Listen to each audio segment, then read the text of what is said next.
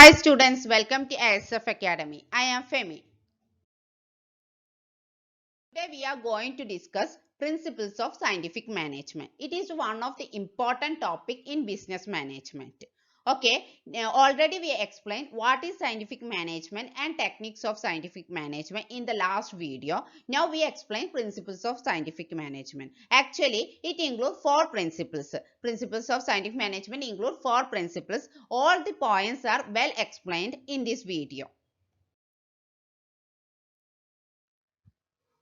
Before going to principles of scientific management, just explain what is scientific management.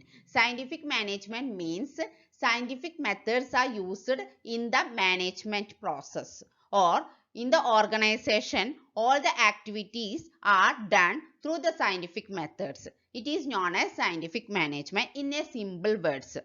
According to F.W. Taylor, scientific management means knowing exactly what you want men to do and seeing that they do in the best and cheapest way. That means എന്ത് കാര്യം organisation ചെയ്യുന്നതിന് മുന്നേ ഓരോ വർക്കേഴ്സും എന്താണ് ചെയ്യേണ്ടതെന്ന് exactly എന്താ ചെയ്യേണ്ടതെന്ന് അറിഞ്ഞിരിക്കുക. Knowing exactly what you want men to do, എന്താണ് മെൻ ഉദ്ദേശിക്കുന്ന വർക്കേഴ്സ് എന്താ ചെയ്യേണ്ട അറിഞ്ഞിരിക്കുക. And seeing that they do best and cheapest way, എന്താണ് അവർ ചെയ്യേണ്ട ജോലി എന്ന് അറിഞ്ഞു വെച്ചിട്ട് അത് ഏറ്റവും ബെസ്റ്റ് ആൻഡ് ചീപ്പസ്റ്റ് വേ ചെയ്യുന്നതിനെയാണ് സയന്റിഫിക് മാനേജ്മെന്റ് എന്ന് പറയുന്നത് ഒരു ഡെഫിനേഷൻ. ഇതെല്ലാം ഓൾറെഡി ലാസ്റ്റ് വീഡിയോയിൽ ഡീറ്റെയിൽഡ് ആയിട്ട് തന്നെ എക്സ്പ്ലെയിൻ ചെയ്തിട്ടുണ്ട് ടെക്നിക്സിന്റെ കൂടെ. സോ ഇതിൽ ജസ്റ്റ് ഒന്ന് പോയിന്റ് ഔട്ട് ചെയ്ത് പോയി എന്ന് മാത്രം ഡീറ്റെയിൽ ആയിട്ട് പറയുന്നില്ല. ഇനി നമുക്ക് directly go to the principles of scientific management. Already mention ചെയ്തിട്ടുണ്ടായിരുന്നു. Mainly 4 principles ആണ് ഉള്ളത്. ഈ 4 principles ആണ് നമ്മൾ ഈ വീഡിയോയിൽ എക്സ്പ്ലെയിൻ ചെയ്യാൻ പോകുന്നത്. First principle, science not rule of thumb. Principles of scientific management first and important principle ആണ്. It is a science not rule of thumb.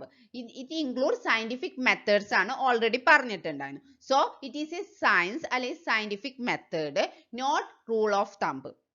Rule of thumb അല്ല എന്നാണ് പറയുന്നത്. റൂൾ ഓഫ് തമ്പ് എന്ന് പറഞ്ഞാൽ എന്താ? What you mean by rule of thumb? It means decision taken by the manager based on his personal judgement. It does not include any exact calculation. Okay, rule of thumb പറഞ്ഞു കഴിഞ്ഞാൽ അവരുടെ personal judgement വഴിയോ already ചെയ്തു വെച്ചിട്ടുള്ള അതേ കാര്യങ്ങൾ follow ചെയ്യുന്നതിൽ വഴിയോ ആ ഡിസിഷൻ എടുക്കുന്നതിനെയാണ്, ഒരു ആക്ഷൻ ചെയ്യേണ്ടത് ഡിസിഷൻ എടുക്കുന്നതിനെയാണ് റൂൾ ഓഫ് തമ്പ് എന്ന് പറയുന്നത്. പക്ഷേ ഇതിൽ എക്സാക്ട് കാൽക്കുലേഷൻസ് ഒന്നും വരുന്നില്ല. So Taylor suggested that managers should not take any decision based on rule of thumb, rather follow scientific methods or principles for taking such decisions.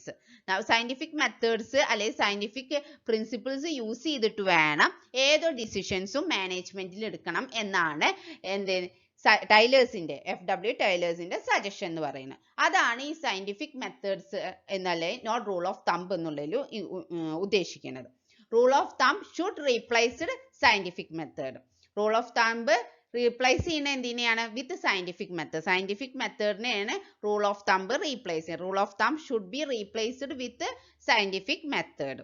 മനസ്സിലായല്ലോ? ഇത്രയാണ് simple ആയിട്ട് പറയുമ്പോൾ. നെക്സ്റ്റ്,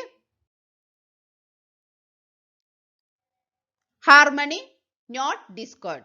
Second principle ആണ് harmony not discord. Harmony means coordination, discord means conflict അല്ലെങ്കിൽ friction എന്നൊക്കെ പറയും. എന്തെങ്കിലും ഒരു ഓപ്പോസിറ്റ് ഫ്രിക്ഷൻസ് വരിക, അല്ലെങ്കിൽ എന്തെങ്കിലും അവരുടെ എഗ്രിമെന്റ് ഡിസഗ്രിമെന്റ് ആവുക, അല്ലെങ്കിൽ എന്തെങ്കിലും കോൺഫ്ലിക്റ്റ് വരിക, അങ്ങനെയുള്ള വേർഡ്സിനൊക്കെ നമ്മൾ discord പറയും. So in an organization there should be a complete harmony between management and workers. Between management and workers should have a complete harmony അല്ലെങ്കിൽ complete coordination വേണം എന്നാണ് as per the Taylor suggestion. Okay, കാരണം എന്താണ് അങ്ങനെ പറയാൻ കാരണം ഈ management serve a link between managers serve as a link between owners and the workersന്റെ owners അല്ലെ കമ്പനിയുടെ ഓണേഴ്സിന്റെ ഇടയിൽ നിൽക്കുന്ന ഒരു ലിങ്ക് ആണ് മാനേജേഴ്സ് എന്ന് പറയുന്നത്. അതുകൊണ്ട് തന്നെ ഈ മാനേജ്മെന്റും വർക്കേഴ്സും തമ്മിൽ നല്ലൊരു കോർഡിനേഷൻ ഉണ്ടാവണം. കംപ്ലീറ്റ് ഹാർമണി ഉണ്ടെങ്കിൽ മാത്രമേ കമ്പനിക്ക് കമ്പനിയുടെ ഒബ്ജക്റ്റീവ് അച്ചീവ് ചെയ്യാൻ പറ്റുള്ളൂ. പ്രൊഡക്ഷൻ ഇൻക്രീസ് ചെയ്ത് എഫിഷ്യൻസി കൂട്ടിയിട്ട് കോസ്റ്റ് റെഡ്യൂസ് ചെയ്തിട്ട് കമ്പനിയുടെ ഒബ്ജക്റ്റീവ് അച്ചീവ് ചെയ്യണമെന്നുണ്ടെങ്കിൽ എ ഗുഡ് ഹാർമണി അല്ലെങ്കിൽ complete harmony between management and വർക്കേഴ്സിന്റെ ഇടയിൽ വേണം. ഇതിന് വേണ്ടിയിട്ട് FW ടൈലേഴ്സ് കൊണ്ടുവന്ന ഒരു കൺസെപ്റ്റ് ആണ് mental revolution. Okay, mental revolution എന്ന് പറഞ്ഞാൽ എന്താണ്? ഈ change in the attitude of workers and management towards each other. മാനേജ്മെന്റിന്റെ വർക്കേഴ്സിന്റെ ആറ്റിറ്റ്യൂഡിൽ അവർ തമ്മിലുള്ള അവർക്ക് രണ്ടു കൂട്ടർക്കും വരുന്ന അവരുടെ ആറ്റിറ്റ്യൂഡിൽ വരുന്ന ചേഞ്ചിനെയാണ് മെന്റൽ റെവല്യൂഷൻ എന്ന് പറയുന്നത്. ഓക്കെ, അതായത് one another from competition to cooperation. അവർ മനസ്സിലാക്കുകയാണ്, മാനേജ്മെന്റും വർക്കേഴ്സും മനസ്സിലാക്കുകയാണ് അവർ തമ്മിൽ കോമ്പറ്റീഷൻ അല്ല വേണ്ടേ, എന്താ അവിടെ കാണണ്ടേ? there should be have a cooperation between them. അവരുടെ ഇടയിൽ കോപ്പറേഷൻ ആണ് വേണ്ടതെന്നില്ല റിയലൈസ് ചെയ്യലാണ് മെന്റൽ റെവല്യൂഷൻ പറഞ്ഞത്. both should realize that they required one another. രണ്ടു കൂട്ടരും വേണം എന്നുള്ള റിയലൈസേഷൻ ആണ് മെന്റൽ റെവല്യൂഷനിൽ വേണ്ടത്. വിത്തൗട്ട് വർക്കേഴ്സ് മാനേജ്മെന്റിന് അവരുടെ കമ്പനിയുടെ ഒബ്ജക്റ്റീവ് അച്ചീവ് ചെയ്യാൻ കഴിയോ? ഇല്ല. വിത്തൗട്ട് മാനേജ്മെന്റ് വർക്കേഴ്സിന് ജോലി ഉണ്ടാവോ? ഇല്ല. സോ അവർ രണ്ടു കൂട്ടരും റിയലൈസ് ചെയ്യണം their requirements. ഇതിന്റെ ഒരു എഫക്റ്റ് എന്ന് പറയുമ്പോൾ നമുക്കൊരു എക്സാമ്പിൾ പറയാം. അങ്ങനെ റിയലൈസ് ചെയ്ത് കഴിഞ്ഞാൽ management should share a part of surplus that means profit with workers. വർക്കേഴ്സിന് അവരുടെ ഒരു പ്രോഫിറ്റ് ഒരു പോർഷന് വർക്കേഴ്സിന് ഡിസ്ട്രിബ്യൂട്ട് ചെയ്ത് കൊടുക്കുക. അത് വരുമ്പോൾ വർക്കേഴ്സിന്റെ അടുത്ത് എന്താവും? മോട്ടിവേറ്റ് ആവും. സോ അവരെ കൂടുതൽ എഫിഷ്യന്റ് ആയിട്ട് വർക്ക് കംപ്ലീറ്റ് ചെയ്യാൻ നോക്കും. അതാണ് മെന്റൽ റെവല്യൂഷൻ എന്ന് പറയുന്നത്. ഓക്കെ, അതാണ് second principle. Third principle cooperation not individualism. അതായത് കമ്പനിയിൽ there should be a complete cooperation between labor that means workers and management. മാനേജ്മെന്റും വർക്കേഴ്സും തമ്മിൽ ഒരു കംപ്ലീറ്റ് കോപ്പറേഷൻ വേണം, അല്ലാതെ ഇൻഡിവിജ്വലിസം ആവരുത്. ഇൻഡിവിജ്വലിസം മീൻസ് അവരവരുടെ മാത്രം ഇൻഡിവിജ്വലൈസ് ആയി കാണരുത്. കമ്പനിയുടെ ഗോള് കമ്പനിക്ക് അച്ചീവ് ചെയ്യാൻ വേണ്ടിയിട്ട് എല്ലാവരും കോപ്പറേഷൻ ചെയ്തിട്ട് ആ വർക്ക് കംപ്ലീറ്റ് ചെയ്യണം എന്നില്ല റിയലൈസ് ചെയ്യുക. Actually it is A extension of second principle. ഇപ്പൊ പറഞ്ഞു കഴിഞ്ഞാൽ ലാസ്റ്റ് പ്രിൻസിപ്പിളിന്റെ ഒരു എക്സ്റ്റൻഷൻ ആണ് കോപ്പറേഷൻ നോട്ട് ഇൻഡിവിജ്വലിസം എന്ന് പറയുന്ന പ്രിൻസിപ്പിൾ. ഇവിടെ എന്താ? Competition should be replaced by cooperation. ഇത് ഓൾറെഡി പറഞ്ഞിട്ടുണ്ടാകും. കോമ്പറ്റീഷൻ അല്ല മാനേജ്മെന്റും വർക്കേഴ്സും ഇടയിൽ വേണ്ട, അവിടെ കോപ്പറേഷൻ ആണ്. സോ അവർ റിയലൈസ് ചെയ്യാണ്. both should realize that they need each other. രണ്ടു കൂട്ടർക്കും അവരവർ വേണം. രണ്ടു കൂട്ടരുണ്ടെങ്കിൽ മാത്രമേ അവർക്ക് രണ്ടു കൂട്ടർക്കും അഡ്വാൻറ്റേജസ് ഉണ്ടാവൂ എന്ന് റിയലൈസ് ചെയ്തിട്ട് ആ കോമ്പറ്റീഷനെ ബിറ്റ്വീൻ മാനേജ്മെന്റ് ആൻഡ് വർക്കേഴ്സിന്റെ ഇടയിൽ ആ കോമ്പറ്റീഷനെ റീപ്ലേസ് ചെയ്യാണ് വിത്ത് കോപ്പറേഷൻ കൊണ്ട്. മനസ്സിലായല്ലോ? Cooperation not individualism. Fourth, last principle, development of each and every person to his or her greatest efficiency and prosperity. Last principle ആണ് പറയുന്നത്. ഇതിൽ എന്താ പറയണമെന്ന് വെച്ച് കഴിഞ്ഞാൽ എഫിഷ്യൻസി അല്ലെ efficiency of organisation depends upon efficiency of workers. Efficient ആയിട്ടുള്ള workers ഉണ്ടെങ്കിൽ മാത്രമേ കമ്പനിക്കും എഫിഷ്യൻസി ഉണ്ടാവുള്ളൂ, കമ്പനിയുടെ പ്രൊഡക്ഷൻ കൂടിയിട്ട് കമ്പനിക്ക് പ്രോഫിറ്റ് ഉണ്ടാവുള്ളൂ, കമ്പനിക്ക് അവരുടെ ഒബ്ജക്റ്റീവ് അച്ചീവ് ചെയ്യാൻ പറ്റുള്ളൂ. So employees select through A scientifically വേണം എംപ്ലോയീസിനെ സെലക്ട് ചെയ്യാൻ. എന്തുകൊണ്ടാണ് അങ്ങനെ പറയണേ?